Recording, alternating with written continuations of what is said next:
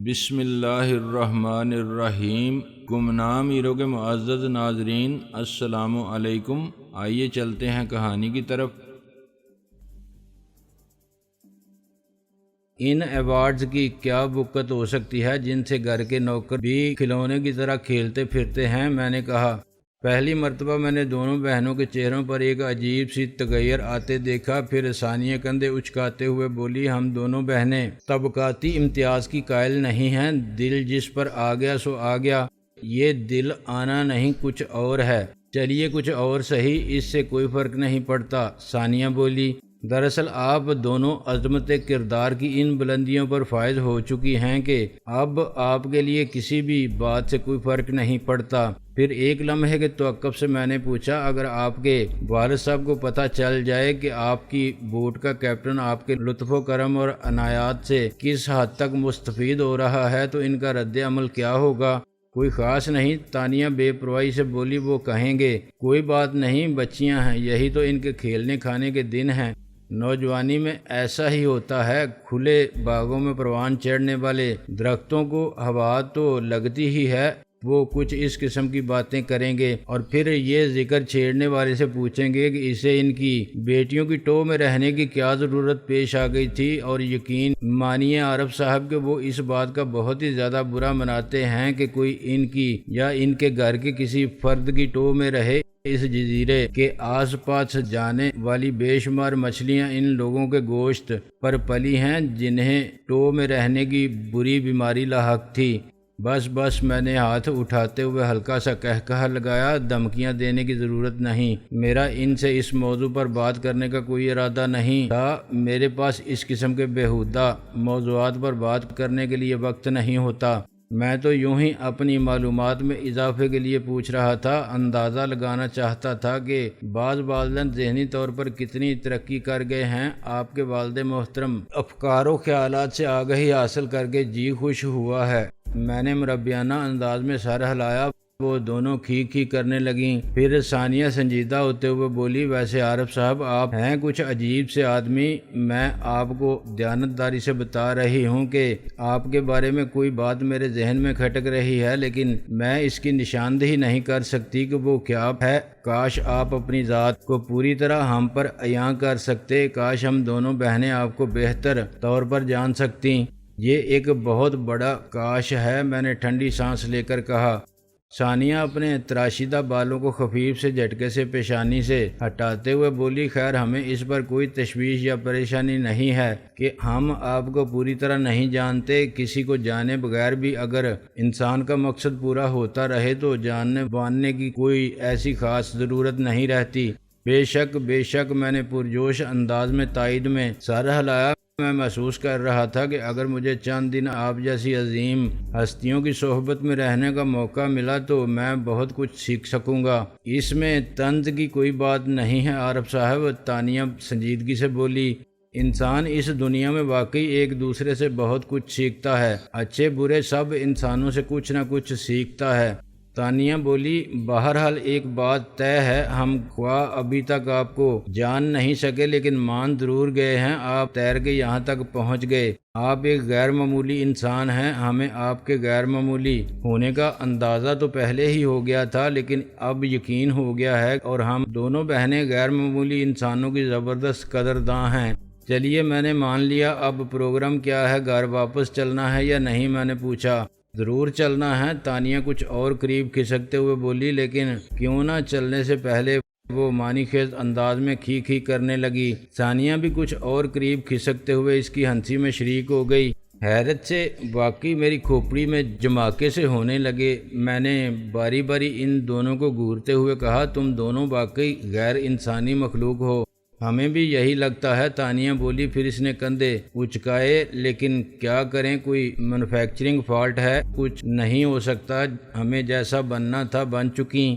ان کی مرمری باہوں کے ہلکے تنگ ہونے لگے۔ میں نے خود پر قابو رکھتے ہوئے ذرا سختی سے انہیں دھکیلتے ہوئے کہا، تمہاری بوٹ کا کیپٹن اصغر خاصا لمبا ترنگا اور مضبوط نوجوان ہے، تم دیکھ چکی ہو، اس کے لیے میرا ایک ہی گونسا کافی ثابت ہوا تھا۔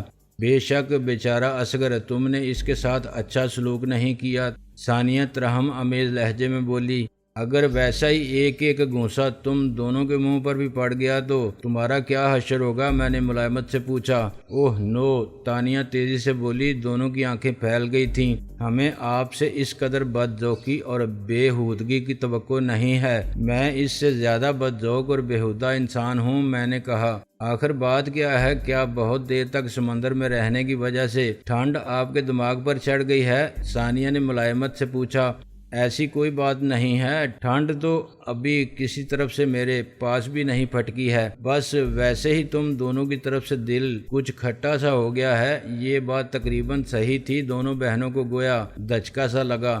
تانیہ دھیمے لہجے میں بولی، پہلی بار اپنی طرف سے اتنی جلدی کسی کا دل کھٹا ہوتے دیکھا ہے۔ ثانیہ پہلے ہی کہہ چکی ہے کہ میں کچھ عجیب سا آدمی ہوں۔ میں نے اسے یاد دلایا، میرا خیال ہے ہم جو آپ کو سمندر میں چھوڑ کر بھاگ آئی تھیں، آپ اس بات کا کچھ زیادہ ہی برا منا گئے ہیں۔ تانیہ بولی، ممکن ہے یہ بات بھی ہو، میں یقین سے نہیں کہہ سکتا۔ میں نے مبہم سے لہجے میں کہا، بہرحال انسان لاشعوری طور پر سوچنے پر مجبور تو ہوتا ہے کہ ایک بار وہ پٹڑی سے اترا تو گہرے پانیوں میں آنکھ کھلی، دوسری بار پٹڑی سے اترا تو کہیں قبر میں ہی نہ آنکھ کھلے۔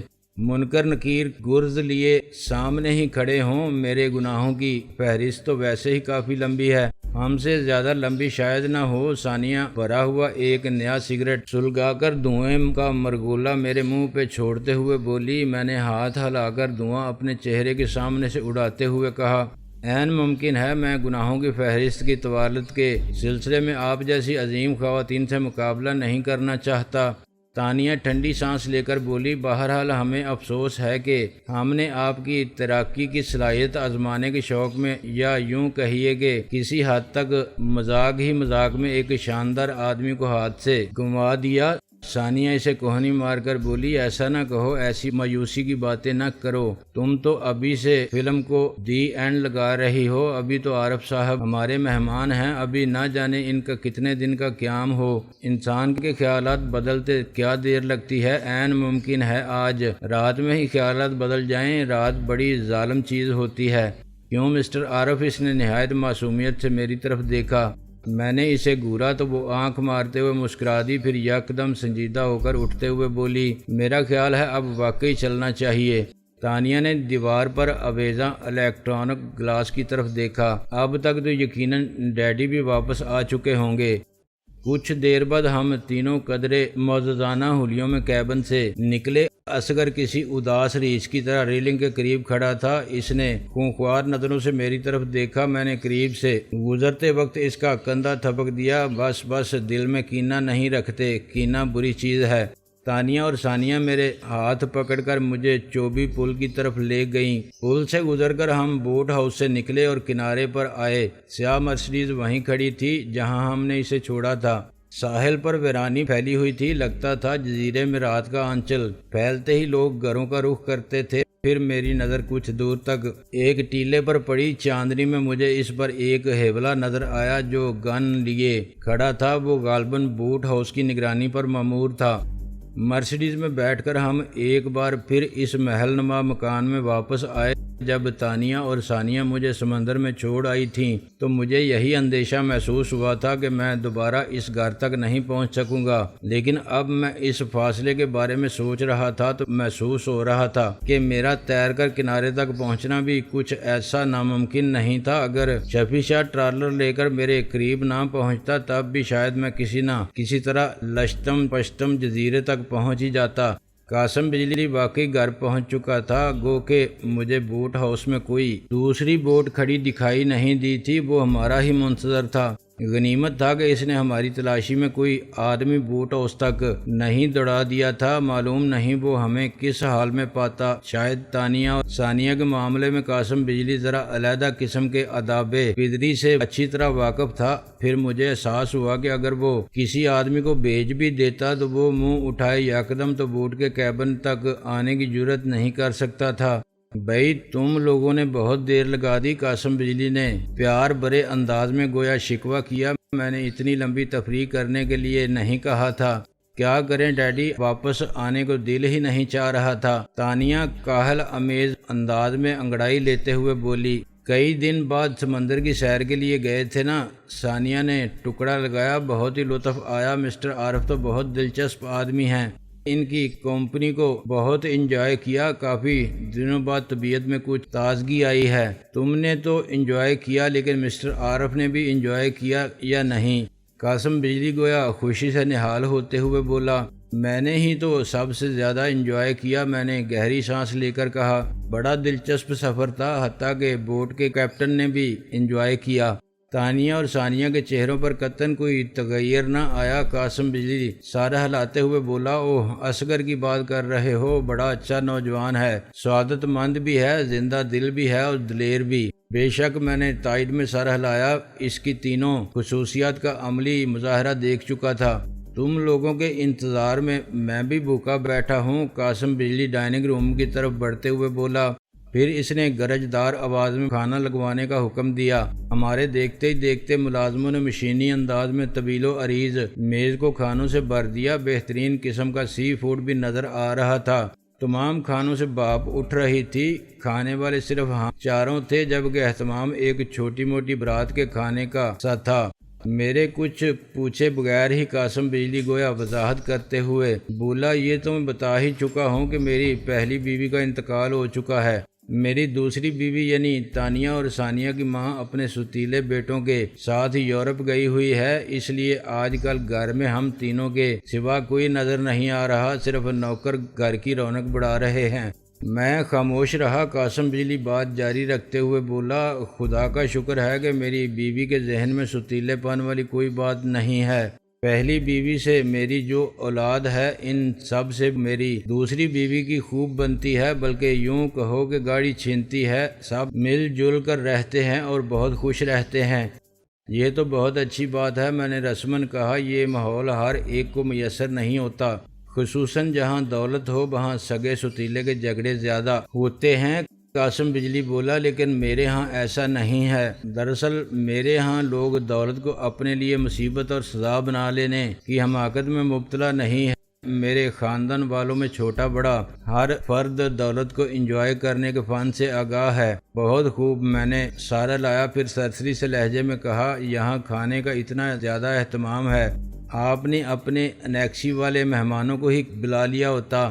میں نے بتایا نا کہ ان کے لیے انیکسی میں ہر چیز کا الگ انتظام ہے، وہاں الگ کچن ہے، الگ ملازمین ہیں۔ وہ لوگ میرے فیملی فرینڈ نہیں ہیں، صرف کاروباری شناسہ ہیں، اس لیے انہیں صرف وہیں تک محدود رکھنا چاہتا ہوں۔ آپ کی بات اور ہے۔ جو شخص RX3 کے حوالے سے میرے پاس آئے، وہ ایک طرح سے میرا فیملی فرینڈ ہو جاتا ہے۔ قاسم بجلی نے وضاحت سے جواب دیا۔ میرے لیے خاموش رہنے کے سوا کوئی چارہ نہیں تھا۔ وہ پروں پر پانی نہیں پڑنے دے رہا تھا۔ اس کے مہمانوں کا دیدار زمانہ قدیم کی کسی مشرقی دلہن کی رونمائی سے بھی زیادہ مشکل نظر آ رہا تھا۔ خیر کوئی بات نہیں بچوں، میں نے دل ہی دل میں کہا، کب تک انہیں میری نظر سے بچاؤ گے؟ تم سمجھ رہے ہو کہ اگر تم مجھے ان سے نہیں ملاؤ گے تو میں انہیں دیکھ ہی نہیں سکوں گا۔ یہ محض تمہاری خوش فہمی ہے۔ کھانے کے بعد کافی کا دور چل رہا تھا کہ بٹلر نے قاسم بجلی کے قریب آ کر جھک کر اس کے کان میں کچھ کہا۔ اپنی دانست میں اس نے رازداری برتنے کی کوشش کی تھی، لیکن میں چونکہ اس کے قریب بیٹھا تھا اور میرے کان بھی اسی کی طرف لگے ہوئے تھے، اس لیے کم از کم اتنا تو سن ہی لیا۔ مس فرحین آئی ہیں۔ میں نے محسوس کیا کہ قاسم بجلی کے چہرے پر یکدم ہی خاصا تغیر آ گیا۔ اس سے پہلے وہ خواہ مصنوعی طور پر ہی صحیح لیکن اپنے آپ کو زندہ دل اور خوش مزاج ظاہر کرنے کی پوری کوشش کر رہا تھا۔ اب یکدم ہی اس کے چہرے پر گہری سنجیدگی چھا گئی۔ اس نے کافی کا کپ بھی فوراً ہی میز پر رکھ دیا، حالانکہ اس نے ابھی 2-3 چسکیاں ہی لی تھیں۔ اس نے بے آواز بلند کم از کم اتنا اعلان تو کر ہی دیا، میری ایک مہمان آئی ہے۔ مجھے کئی روز سے اس کا انتظار تھا، مجھے اس سے بہت ضروری بات کرنی ہے۔ تم لوگ اطمینان سے کافی پیو، میں چند منٹ میں حاضر ہوا۔ وہ تیزی سے ڈرائنگ روم سے روانہ ہو گیا۔ اس کے جاتے ہی تانیہ چبھتے ہوئے لہجے میں مجھ سے مخاطب ہوئی، آپ نے ڈیڈی کو ہمارے اور اصغر کے بارے میں نہیں بتایا، یہ ارمان بھی نکال لیتے، آپ کے دل میں ٹھنڈ پڑ جاتی۔ میرے دل میں ایسی کوئی آگ نہیں لگی ہوئی تھی جسے بجھانے کے لیے مجھے جل ککڑ عورتوں کی طرح تمہارے ڈیڈی سے کوئی شکایت کرنی پڑتی۔ میں نے بے پرواہی سے کہا اور ان کے سراپا کی طرف اشارہ کیا۔ یہ وجود بھی تمہارا اپنا ہے، جذبات بھی تمہارے اپنے ہیں، مرضی بھی تمہاری اپنی ہے، مجھ سمیت جسے چاہو مستفید کرتی پھرو۔ یہ تمہارا اپنا حوصلہ ہے، میں اتنا گدھا نہیں ہوں کہ اس قسم کے معاملات میں دخل اندازی کرتا پھروں۔ پھر تم پوچھ کیوں رہے تھے کہ یہ بات اگر ہمارے ڈیڈی کو معلوم ہو جائے تو ان کا رد عمل کیا ہوگا؟ ثانیہ نے جاننا چاہا۔ محض اپنی معلومات میں اضافہ کے لیے پوچھ رہا تھا، اور اب مجھے یقین ہو گیا ہے کہ تمہارا جواب درست تھا۔ تمہاری فیملی یقیناً کافی ترقی یافتہ ہے۔ میں نے ٹھنڈی سانس لے کر کہا۔ تم نے ڈیڈی کو اشارہ دینے کی کوشش تو کی تھی، تانیہ بولی۔ بے شک میں نے انہیں ٹٹولنے کی کوشش کی تھی کہ بیٹیوں کی مصروفیات کے بارے میں ان کے نظریات کیا ہیں۔ میں نے تسلیم کیا۔ اس مبہم اشارے سے ہی مجھے اندازہ ہو گیا کہ وہ واقعی کافی براڈ مائنڈڈ ڈیڈی ہیں۔ تمہیں اس طرح کے ڈیڈیوں سے مل کر خوشی نہیں ہوتی؟ تانیہ مسکرائی۔ میں یقین سے نہیں کہہ سکتا، میں نے متذبذب لہجے میں کہا۔ میں اس قسم کے معاملات میں متضاد کیفیت کا شکار رہتا ہوں۔ شاید مجھے خوشی بھی ہوتی ہے اور شاید مجھے افسوس بھی ہوتا ہے۔ اس کا مطلب ہے کہ زندگی کے بارے میں ابھی تمہارا کوئی واضح نظریہ نہیں ہے، ثانیہ نے فیصلہ کن لہجے میں کہا۔ شاید میں نے مبہم لہجے میں کہا۔ فی الحال میں کسی واضح نظریے کے بغیر ہی زندگی گزار رہا ہوں۔ میرے خیال میں کسی بیہودہ نظریے کے ساتھ زندگی گزارنے کی نسبت بغیر نظریے کے زندگی گزارنا بہتر ہے۔ ثانیہ کافی کا کپ رکھ کر اٹھتے ہوئے بولی، بہرحال تم نظریے کے ساتھ زندگی گزارو یا نظریے کے بغیر، یہ تمہاری مرضی ہے، لیکن تم تفریح کے بغیر زندگی مت گزارنا، یہ ہمارا مشورہ ہے، اور تفریح کے لیے تمہیں ہم دونوں بہنوں سے بہتر ساتھی مشکل سے ہی ملیں گے۔ بے شک میں نے ان کا دل رکھنے کے لیے کہا۔ تم دیکھ ہی چکی ہو کہ میں کوئی زاہد خشک یا پارسا بھی نہیں ہوں۔ میں نے تم دونوں کی فیاضانہ فیاضیاں دیکھ کر منہ نہیں پھیرا۔ اسی پر تو ہم حیران ہیں، ثانیہ بولی۔ اس وقت تو تم ہمیں خالص اپنے مطلب کے آدمی لگے تھے، بعد میں کچھ کنفیوز کرنے لگے۔ بہرحال تم اپنی شخصیت کی تمام تر پیچیدگیوں کے ساتھ بھی ہمیں قبول ہو، ہمارے دوست ہی رہنا، ہمارے بزرگ بننے کی کوشش مت کرنا۔ بہت بہتر، میں نے سعادت مندی سے کہا۔ ثانیہ تانیہ کی طرف مڑتے ہوئے بولی، میں تو ہاٹ باتھ لینے جا رہی ہوں، ورنہ سمندر کا نمک جسم پر کاٹتا رہے گا۔ تانیہ بولی، میں ذرا کافی ختم کر لوں، اس کے بعد میں عارف کو اس کا کمرہ دکھاؤں گی، پھر مجھے بھی ہاٹ باتھ لینا ہے۔ اس سے پہلے میں ذرا قاسم صاحب سے ایک ضروری بات کر لوں، میں نے جلدی سے اٹھتے ہوئے کہا۔ اس سے پہلے کہ کوئی مجھے روکتا میں تیزی سے ڈرائنگ روم کی طرف بڑھ گیا۔ کسی کے مہمان کی موجودگی میں، خصوصاً ایک خاتون مہمان کی موجودگی میں، خواہ مخواہ اور بلا اجازت ڈرائنگ روم میں جا گھسنا کوئی معقول اور مہذبانہ حرکت نہیں تھی، لیکن میں یہاں مکمل طور پر معقول اور مہذب انسان بن کر رہنے کے لیے نہیں آیا تھا۔ مجھے دیکھنا تھا قاسم بجلی کے ہاں کون کون مقیم تھا، کون اس سے ملنے آ رہا تھا، لیکن ابھی تک میں نہ تو کسی کو دیکھ سکا تھا اور نہ ہی کچھ معلوم کر سکا تھا۔ مس فرحین نامی اس نامعلوم لڑکی کی آمد کی اطلاع بٹلر نے قاسم بجلی کو خاصے رازدارانہ انداز میں دی تھی، حالانکہ بظاہر اس کی کوئی خاص ضرورت نہیں آ رہی تھی۔ مجھے اس کا انداز مشکوک لگا تھا۔ ممکن تھا کہ اس خاتون کو دیکھنے سے میری معلومات میں کچھ اضافہ ہوتا۔ اگر اس وقت بٹلر میرے سر پر سوار ہوتا تو یقیناً مجھے روکنے کی کوشش کرتا، لیکن اس کی عدم موجودگی سے فائدہ اٹھاتے ہوئے میں سیدھا ڈرائنگ روم میں جا گھسا۔ معاف کیجیے گا قاسم صاحب، میں نے گویا اپنی دھن میں کہا، مجھے آپ سے ایک بات پوچھنا تھی۔ وہ اس وقت ایک خوبصورت خاتون کے عین قریب صوفے میں دھنسا ہوا تھا۔ وہ دونوں تقریباً سر جوڑے شاید کسی اہم مسئلے پر تبادلہ خیال کر رہے تھے۔ میری اچانک آمد پر یکدم گڑبڑا کر رہ گئے۔ مجھے گویا یکدم احساس سا ہوا کہ میں غلط وقت پر آیا تھا اور یہ میری ایک ناشائستہ حرکت تھی۔ میں نے اپنے چہرے پر خجالت کے آثار پیدا کرنے کی پوری کوشش کی اور واپسی کے لیے مڑتے ہوئے معذرت خواہانہ لہجے میں کہا، مجھے یاد ہی نہیں رہا تھا کہ آپ اپنی مہمان سے ملنے کے لیے آئے ہوئے ہیں، بعد میں بات کر لوں گا۔ قاسم بجلی کے چہرے پر صرف ایک لمحے کے لیے ناگواری کے آثار نمودار ہوئے۔ خلاف توقع وہ دوسرے ہی لمحے مسکرا دیا اور خوشگوار لہجے میں بولا، اتنا شرمندہ ہونے کی ضرورت نہیں عارف صاحب، آپ تو اس طرح واپس بھاگے جا رہے ہیں جیسے آپ نے ہمیں قابل اعتراض حالت میں دیکھ لیا ہو۔ ہم تو گفتگو قابل اعتراض نہیں کر رہے تھے، ہمیں تو بہت مختصر اور شریفانہ سی بات چیت کرنا تھی جو ختم ہو چکی ہے۔ اب آپ اطمینان سے ہمارے پاس تشریف رکھ سکتے ہیں۔ میں بظاہر قدرے ہچکچاہٹ کے ساتھ رک گیا۔ اس وقت تک میں اس عورت کا مکمل جائزہ لے چکا تھا۔ وہ 30 سے اوپر کی ایک سرو قد خوبصورت اور سرخ و سفید عورت تھی۔ پاکستانی معلوم ہوتی تھی لیکن اس کا لباس مغربی تھا۔ وہ گہرے نیلے رنگ کے جلمل جلمل کرتے اسکرٹ میں تھی۔ میک اپ اور اسٹائل نہایت عمدہ تھا۔ اس پر کسی اعلیٰ درجے کے اور ذرا پختہ عمر کی ماڈل کا گمان گزرتا تھا۔